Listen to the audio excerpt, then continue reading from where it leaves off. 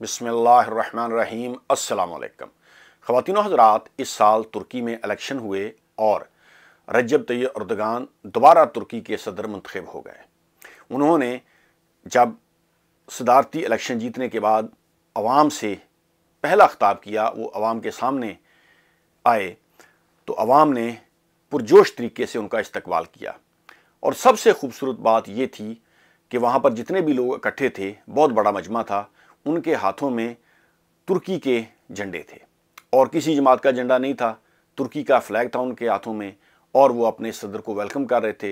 रजब तय्यब Erdogan ने भी हाथ हिलाकर उनका शुक्रिया अदा किया और ये वाज़ह लगा कि तुर्क जो एक कौम है, तुर्की के सदर जब वो आए तो लोगों ने तुर्की के फ्लैग उठाकर उनका इस्तकबाल किया और पूरी दुनिया में एक मैसेज गया कि तुर्क एक शानदार कौम है, वो मुत्तहिद हैं, उनमें यूनिटी है। अब इससे दो चीज़ें जो हैं वो वाज़ह हो गई। एक तो तुर्की में बड़ा भयानक ज़लज़ला आया जिसमें हज़ारों अफराद जो हैं वो फौत हो गए, लेकिन इसके बावजूद तुर्की ने अपना इलेक्शन मुलतवी नहीं किया और यही डेमोक्रेसी है कि अवाम को उनके वोट का हक़ दिया गया ताकि वो अपना लीडर मुंतखब कर सकें। उन्होंने रजब तय्यब एर्दोगान को वोट दिए, वो मुंतखब हो गए और फिर उन्होंने मिलकर उनका इस्तकबाल किया और एक शानदार कौम होने का सबूत दिया। हमारे मुल्क में आप मजहबी सियासी जमातें देख लें, उनके मुख्तलिफ झंडे हैं, उनके मुख्तलिफ एजेंडे हैं। हम एक कौम बन ही नहीं पाए या मुफाद परस्त तबके ने हमें एक कौम बनने नहीं दिया। देखें, अपनी सियासी जमातों की भी आप बात करते हैं, अपने सियासी लीडरान की भी आप बात करते हैं, लेकिन हमें सबसे पहले पाकिस्तान की बात करनी चाहिए। पाकिस्तान है तो फिर ये अदारे हैं, सियासी जमातें हैं, सियासतदान हैं, ये अदालतें हैं, सारा कुछ है। पाकिस्तान सबसे पहले होना चाहिए।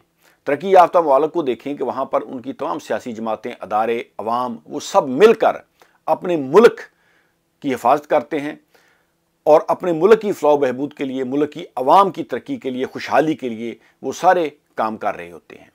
जबकि बदकिस्मती से हमारे मुल्क में ऐसा नहीं है। हमारे सियासतदानों को देख लें, वो अपने ज़ाती मफाद की खातर या अपने फ़ायदे के लिए वो मुल्क की इज़्ज़त दांव पर लगा देते हैं।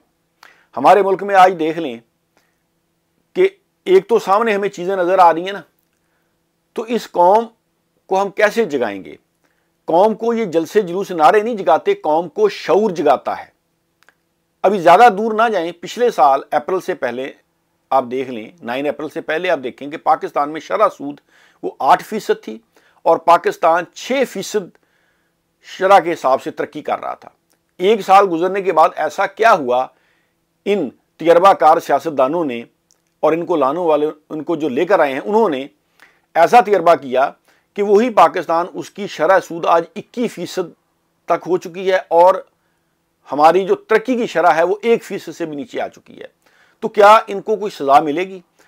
क्या इन लोगों से कोई पूछगिछ होगी कि वो मुल्क जिसमें शरह सूद 8% थी और वो 6% के हिसाब से मुल्क तरक्की कर रहा था, एक साल के इस तजर्बे ने शरह सूद 21% कर दी है, जिसने तिजारती तबके का बुरकस निकाल दिया है।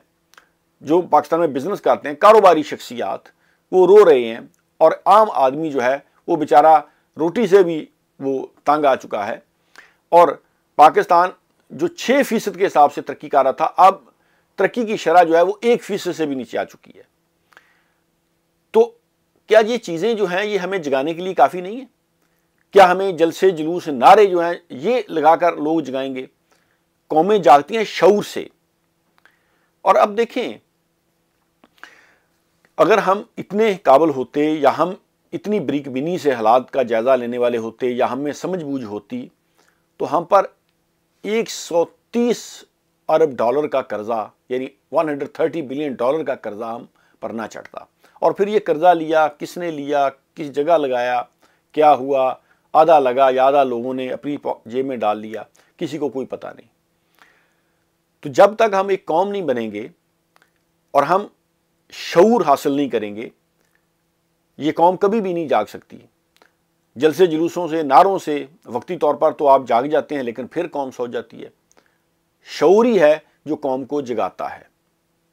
अगर हम एक कौम बन जाएं, आपस के ये ज़ाती मफादात, अपने ये ज़ाती छोटे छोटे फ़ायदे, इसको कुर्बान करके हम मुल्क का सोचें। हम इंडिया से देख लें इंडिया को देखें कि वहाँ पर मुख्तलिफ रंग नस्ल ज़बान के लोग हैं, वहाँ पर कितनी जमातें हैं या कितनी तरह के लोग हैं, कितनी बोलियाँ बोली जाती हैं, लेकिन जब अपने मुल्क उनका नाम आता है तो फिर वो सारे इकट्ठे हो जाते हैं और फिर वो अपने मुल्क के ख़िलाफ़ कोई चीज़ बर्दाश्त नहीं करते। साफ़ी हमारे देख लें, सारा दिन बैठकर झूठ बोलते हैं।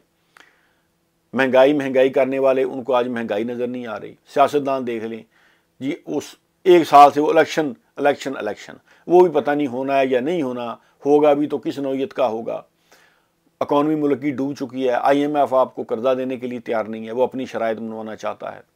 सियासतदान जो है वो सारा दिन बैठकर इधर उधर की मार के बस वो चले जाते हैं। गरीब अवाम बेचारे भूखे मर रहे हैं। तो जब तक कौम में शऊर नहीं आता, कौम नहीं जागती। बहुत बहुत शुक्रिया। अल्लाह हाफ़िज़।